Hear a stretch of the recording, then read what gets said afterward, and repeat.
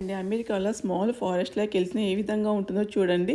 చెట్లయితే బాగా వేపుగా పెరిగిపోయి ఉన్నాయి. దూరంగా ఇల్లు కనిపిస్తూ ఉంటుంది. అది మాదే అన్నమాట. ఇదంతా నిజం చెప్పాలి మా ఫార్మ్ ల్యాండే అండి. ఎనక పక్క చెట్లు పెంచేశారు. అట్లే వదిలేసాం. కావాలనుకుంటే మీరు ఆ చెట్లు కొట్టేసి ఫార్మింగ్ చేసుకోవచ్చు. కానీ ఇప్పుడు స్మాల్ ఫారెస్ట్ కింద ఉంటుంది. 2 ఎకర్స్ 8 ఎకర్స్‌లో 2 ఎకర్స్ ఫార్మింగ్ చేస్తున్నాము. కార్న్, సన్‌ఫ్లవర్ ఇంకా చిన్న గార్డెన్ తిన్న ఇండియన్ వెజిటేబుల్స్ పెట్టుకుంటే ఇవన్నీ చిన్న చిన్న ముళ్ళ పొదలండి. ముళ్ళ పొదలంటే రోజాస్ అండి. చిట్టి రోజాస్ ఎక్కడ చూసినా మొలిచేసినాయి. ఆకులన్నీ రాలిపోయినాయి. ఫాల్ టైంలో గలగల సౌండ్ వస్తుంది. చెట్లు అయితే చాలా హైట్ ఉన్నాయి. ఇవి ఇప్పుడు కాబట్టి లైటింగ్ లోపలికి వస్తుందండి. ఇంక కొద్ది రోజులు ఆకు వచ్చేస్తే మాకేమీ కనపరాదు లోపల. ఒకసారి మేము అప్పుడప్పుడు లోపలికి వెళ్ళి నడుస్తూ ఉంటాం. మా ల్యాండే కదా చూసి వస్తూ ఉంటాం. ఇట్లా ఫారెస్ట్‌లోకి వెళ్ళిన ఫీలింగ్ ఉంటుంది. చెట్లు పడిపోయినాయి గాలి వచ్చినప్పుడు అందుకు. ఈ చెట్లను ఎవరు కొట్టేసి తీసుకువెళ్ళండి. అట్లే కుళ్ళిపోయి సతవైపోవాల్సిందే.